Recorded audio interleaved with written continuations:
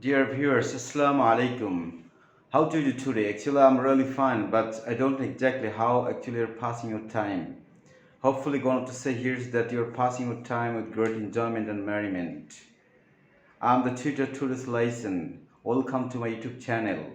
I'll just take a big important class today, part 3, about connectors or linkers.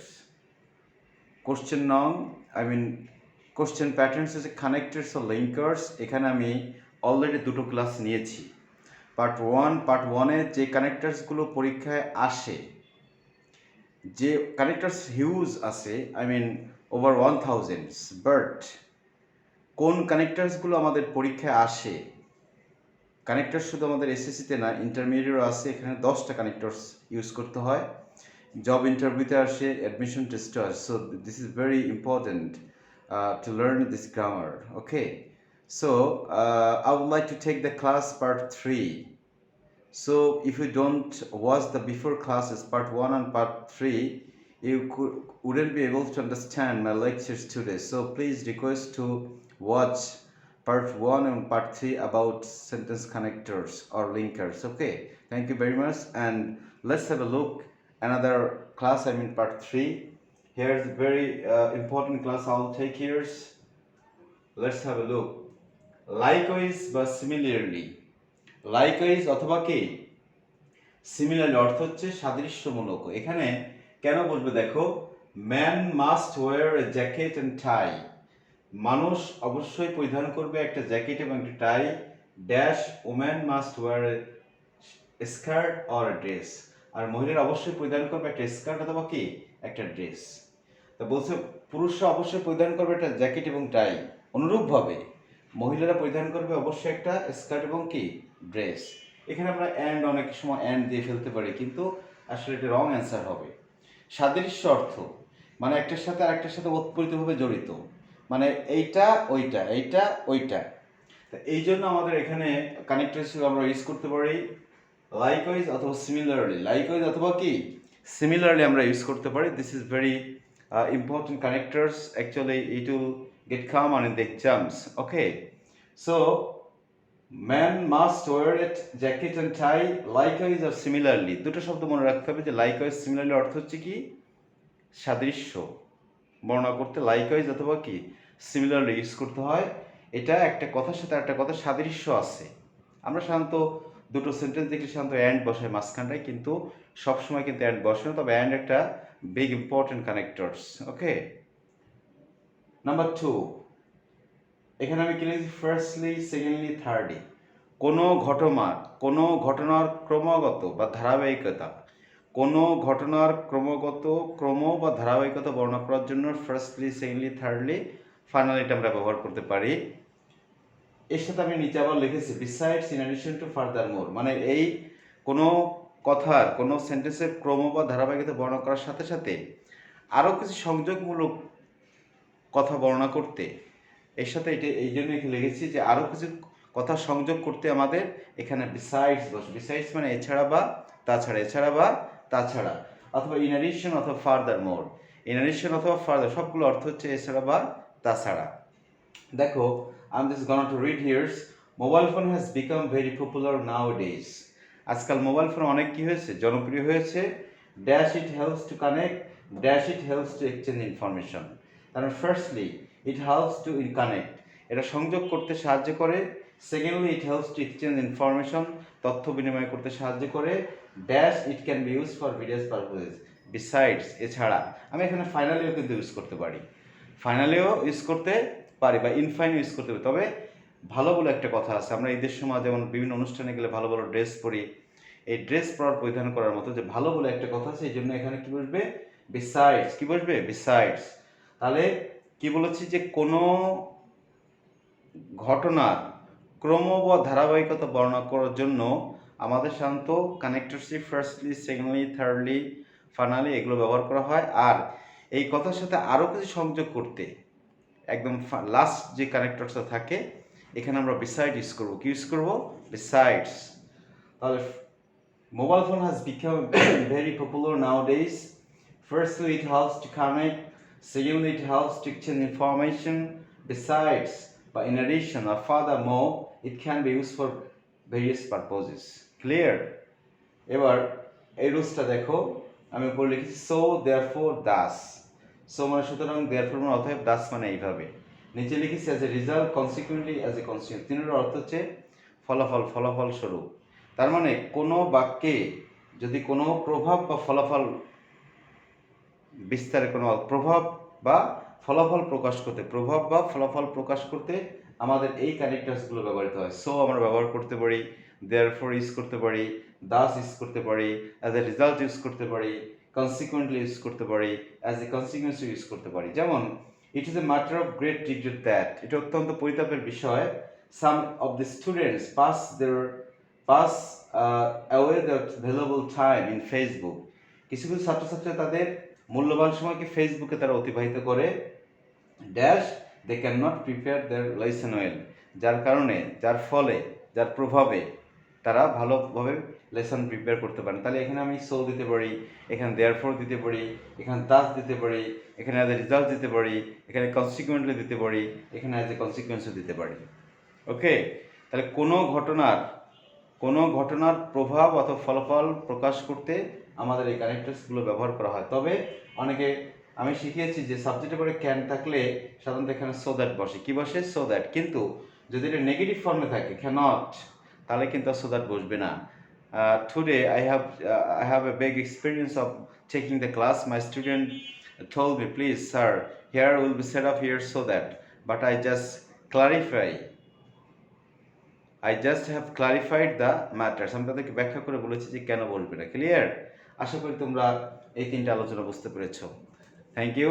Next, let's have a look another sectors. On the other hand বা on the contrary, এর অর্থ হচ্ছে পক্ষান্তর। এর অর্থ কি? পক্ষান্তরে, বিপরীত পক্ষে। যেমন extrovert loves crowd. Extrovert means যারা বেশি কথা বলে, যারা কথা বলাকে পছন্দ করে, মানে জনগণের ভিতর থাকতে যারা পছন্দ করে, এরা হচ্ছে এক্সট্রোভার্ট।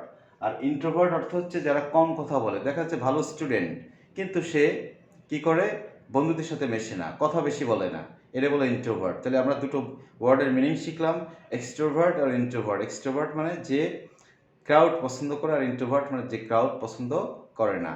তাহলে এখানে দেখো, এক্সট্রোভার্ট লাভস ক্রাউড, যারা কথা বলা পছন্দ করে, লাইক করে, এরা ভিড়টাকে পছন্দ করে। অন দ্য কন্ট্রারি বা অন দ্য আদার হ্যান্ড, অপরপক্ষে ইন্ট্রোভার্টস প্রিফার সলিটিউড। অপরপক্ষে ইন্ট্রোভার্টসরা তারা নীরবতা পছন্দ করে।